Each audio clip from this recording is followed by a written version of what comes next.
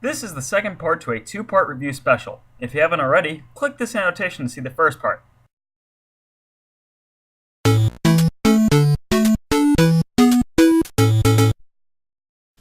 So to review what we have so far, we have a crap story and a presentation that's decent at its best. But you know what? Story and presentations were never really the big things of StarTropics. Its best suit was its gameplay. So at least we have some good old StarTropics gameplay to look forward to. Right?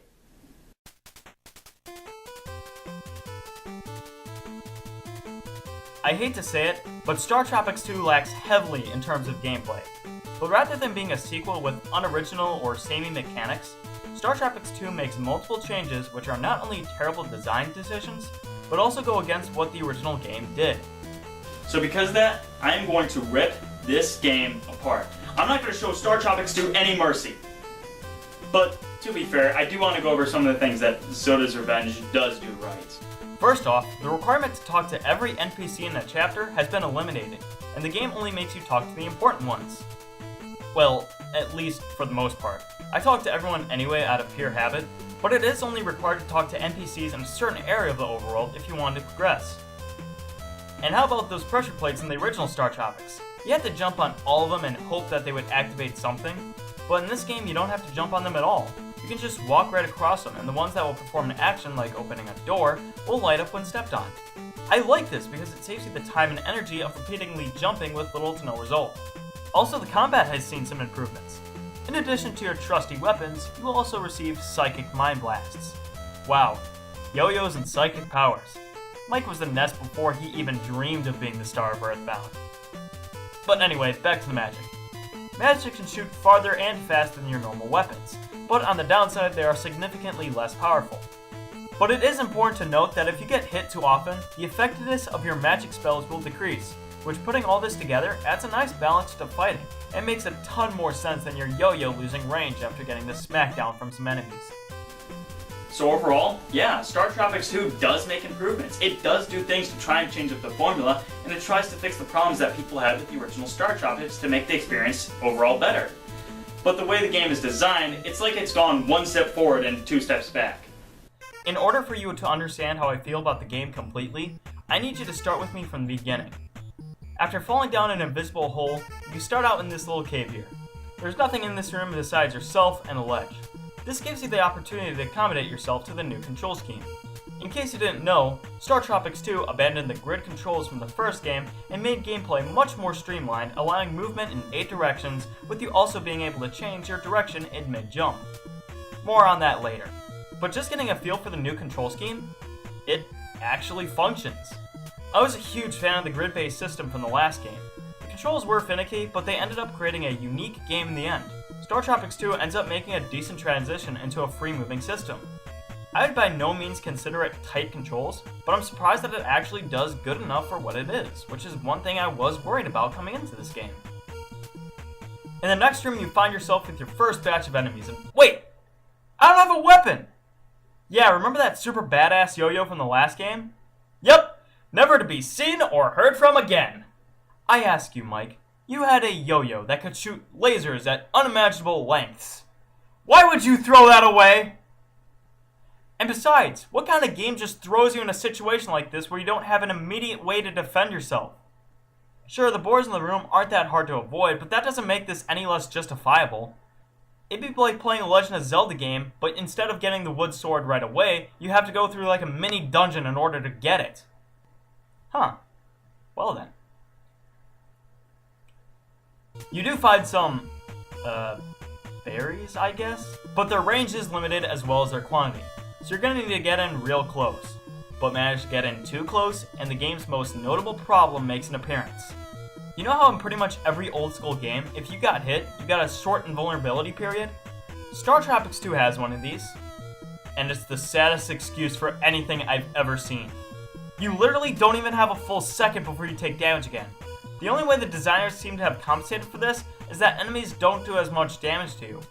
But you're still stunned when you get hit, and when you try to move out of the way, you could get hit again. Did the designers not consider this a problem? But regardless, that's only one of the game's biggest issues. Yeah, there's more. Another big focus in this game is jumping.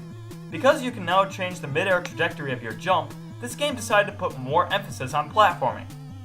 Platforming that sucks, by the way.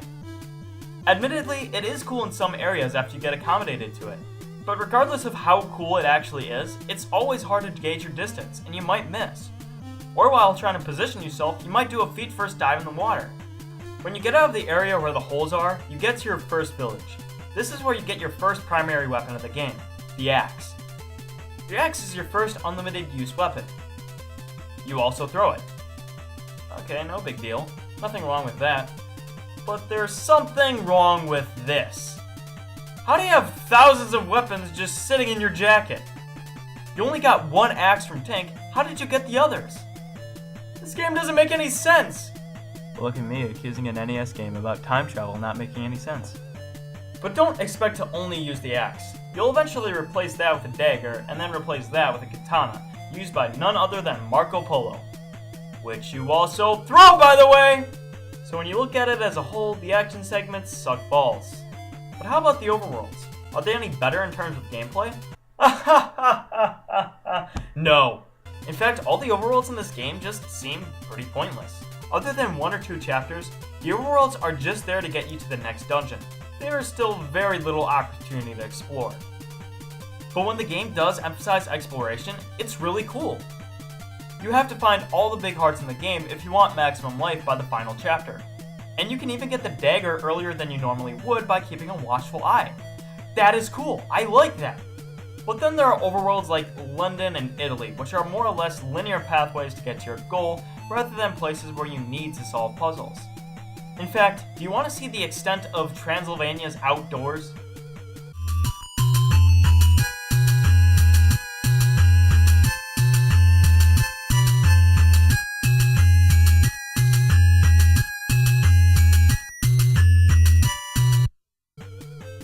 No, I'm not kidding. That was the whole thing.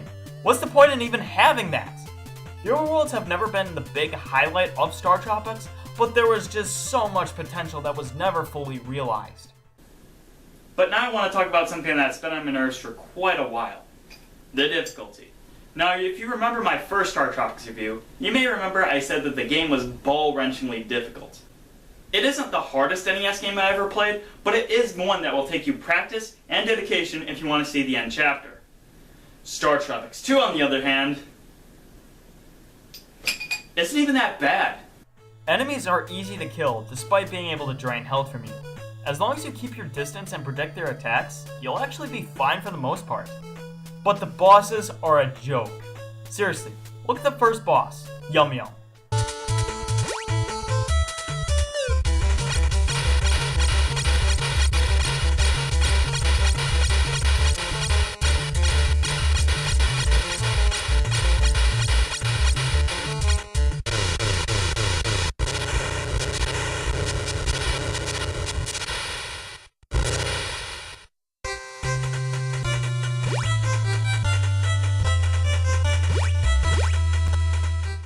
I'm sorry, did you happen to be completely confused by what just happened?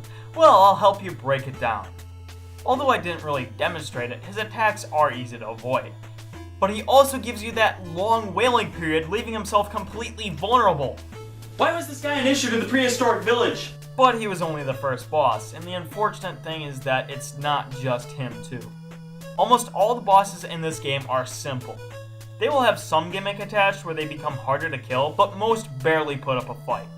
Look at this form of Zoda. Foolish Mike, now tremble in fear as you witness my most terrifying wrath. Bats! Who are easy to kill for some reason. And how about this thing that you fight in London sewers? Is it even trying to hurt me? This miner guy can actually be pretty difficult, but if you manage to pick up that invulnerability star, he can't even touch you.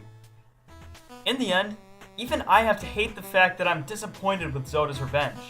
There's a load of unreasonable features that don't technically ruin the game, but more than definitely spoils any possible fun you could experience from this. Look at Mike. Even he got bored from this game.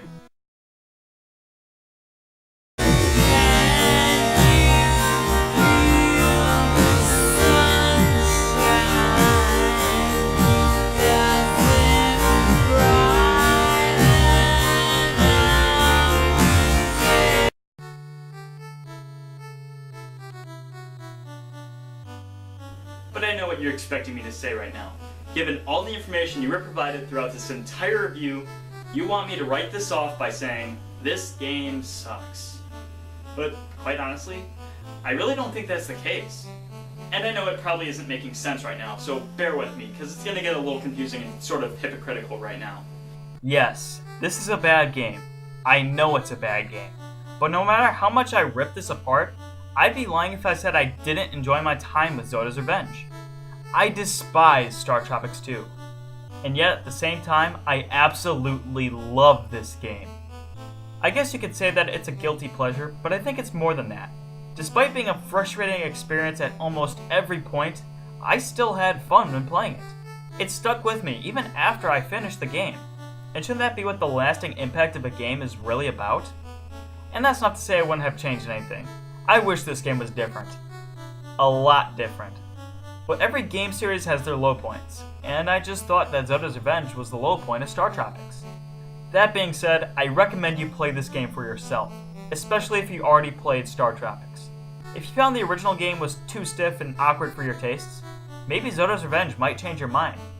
And for those who haven't played StarTropics before, I without a doubt would tell you to get the first game any day. But if you want to show your support for the second, I won't judge you for it. Oh, StarTropics 2, Zoda's Revenge. I hate you as a StarTropics sequel, but I love you as a game. And you know what? Despite some of the things I think about StarTropics 2, I really love this series and I hope it gets a reboot someday. In fact, it's the perfect thing for Retro Studios to pick up and do. Now, if you excuse me, someone didn't respond to the letter I sent. But really, that's all I have to say about the StarTropics series right now. So yeah. Guys, thank you so much for watching this video, and before you leave, remember, get those bananas out of your ears.